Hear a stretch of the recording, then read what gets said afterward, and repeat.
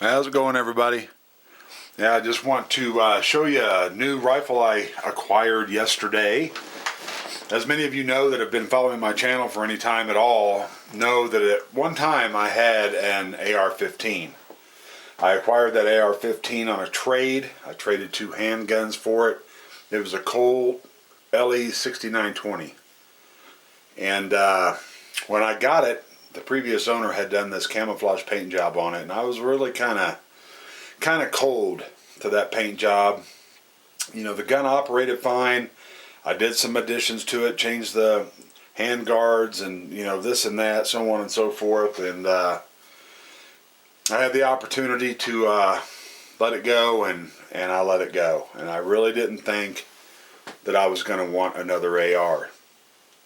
I had picked up a Ruger Mini 14 in the interim, had that, ended up selling that. A guy I know wanted it, sold it to him. And, you know, it was a few months ago, and I just kind of had it in my head I was going to get another Mini 14, only get the tactical version. Well, here lately, past couple weeks, I've been, you know, thinking about replacing that Mini 14 pretty heavy. And I've been thinking about the ARs, and I was like, you know, yeah, maybe I do want an AR again. So I started doing some research and looking around, kind of been out of the game for a while, and thought, well, I'm going to go and I'm going to start looking, shopping around, seeing what's out there. I knew I didn't want to spend a lot of money on one, but I figured I'd have to spend probably around $1,100 to $1,200 to get something, you know, that I liked. So yesterday morning, I took off. I had plans to hit in 4 to 5 gun shops. First gun shop I come to, they had this rifle here. The Diamondback DB-15 in flat dark earth, and the price point on it was very good. Mid-8s. And it intrigued me. I had to ask them. I said, well, who's DB? And they said, well, it's Diamondback. And I knew I'd heard the name, but I didn't put the two together. And I asked them, I said, the same company that makes the DB-9 and the DB-380? And they said, yeah. So they've gotten into the AR market like a lot of companies have. Like, oh, I'll be damned, you know. So I asked them to pull it apart. I wanted to see the bolt carrier group. I asked them what the twist rate was, you know, some common questions. But the thing that really sold me on it was the price. It already being the flat dark earth color, and it having this aluminum free float handguard on it. That's what sold me on it. And I was kind of concerned, you know, in my mind. I was like, you know, I'm going to get this. I hope this doesn't turn out to be a piece of junk. You know, check it out. And, you know, there's just been a lot of problems with them. Well, I'm happy to report after I bought it, came home, got on the internet, got on YouTube, started, you know, looking at some videos on them, and it appears that the majority of people are very happy with them. There's some out there that have been having some troubles. You know, every manufacturer, every gun, you can get a good one, a bad one in any of them. I don't care what the manufacturer is. So for an entry-level gun, this is what I was looking for. I wasn't planning on getting a flat top. You know, I didn't really want to have the sight post on the front built on the A-frame that you couldn't take off. So I was really happy to get the flat top. And, you know, I haven't fired it. Just picked it up yesterday. But, you know, I got on Diamondback's website to try and get some more information on particulars about it. And I have just a little bit of it for you here. The rifle does shoot .223 or .556. It does have a 1-in-9 twist.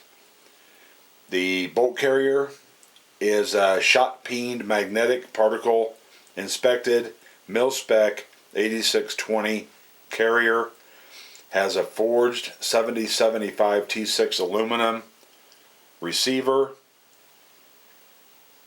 The handguard, the aluminum handguard, they call it a Diamondback aluminum modified 4-rail. Now I guess that's because on the sides here and on the bottom, it's just like what they call that quarter. It only has quarter rails around. Everything else around here is smooth. I personally like it because it makes it comfortable to hang on to. 6.65 pounds, the weight as you see it. I can't get my scale to hold still, you know, as you rock the gun back and forth. I was seeing anywhere from about 6'8" to 6'9". 6 pounds 8 ounces, 6 pounds 9 ounces, right in there is what I was seeing, with no magazine in it. You know, whenever I saw the price on this, and I had it in my head I was going to have to spend quite a bit more, I got to thinking, it's like, you know, a lot of people have bought firearms, ARs. I see it all the time on YouTube.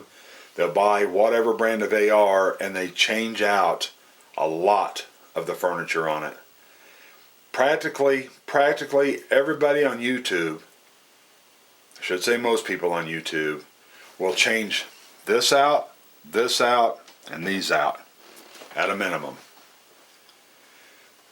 A lot of people will put, you know, flip up sights on it, put an optic on it, so on and so forth. They actually had this a deal in the store on the DB. They had one.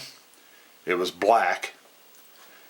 Didn't have this free float aluminum handguard on it. It had just the standard slick black, you know, plastic handguard.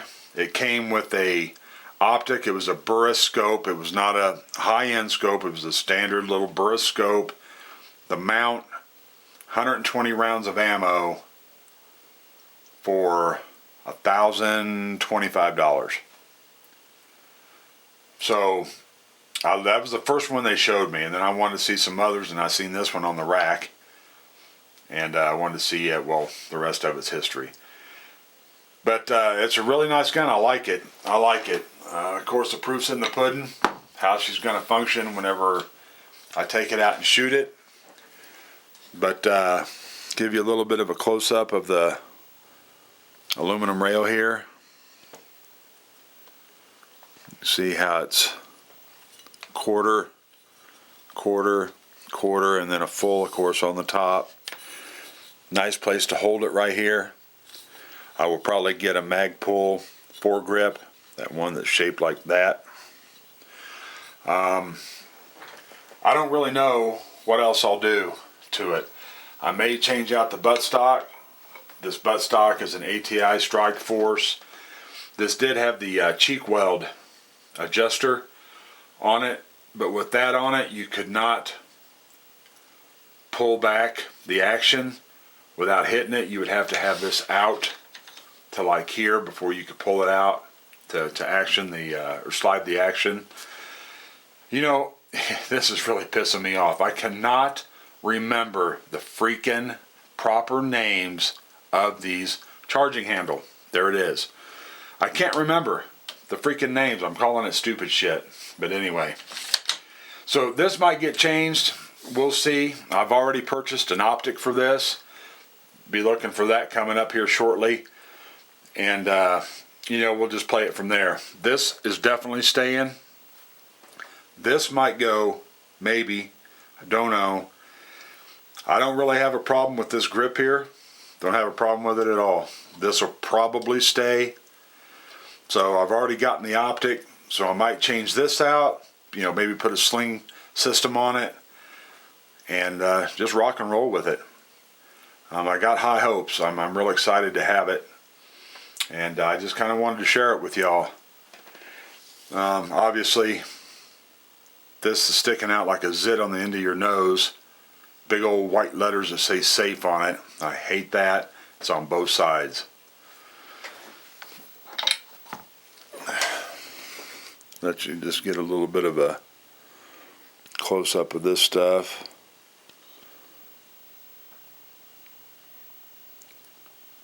Made in Cocoa, Florida.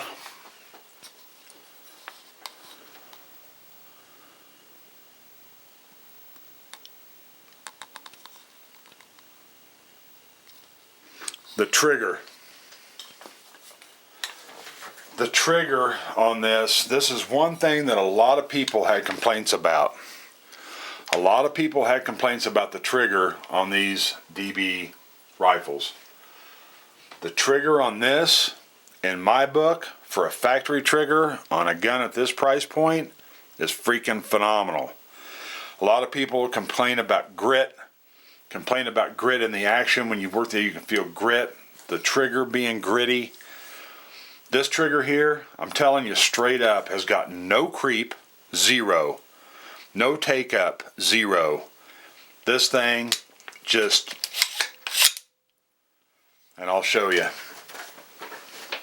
I can get situated here without bumping the camera all over the place. You will see, I'm pulling back on that right now. That trigger is not moving. It's not moving at all. I'm just going to start putting pressure on it. Break. I could not ask for a better trigger on a factory $850 AR than this one. Like I said, another DB rifle could be totally different than this one in some areas, some respects. It's the same with a Bushy or any of them. But the trigger on this one is outstanding. It pulls at right at 8.5 pounds. It's not a 3-4 pound trigger, which would be nice, but for a factory trigger, that trigger, in my opinion, is phenomenal. So I just wanted to show it, share it. Be looking for the optic. That's going to be real cool. I almost cheapened out and just, went with something I had before, and I just decided today when I was shopping, I was like, you know what, I'm going to get what I want. Be damned with the cost. So thanks for watching. If you guys like what you see, I would appreciate a hit of the like button, and we will see you shortly. Take care.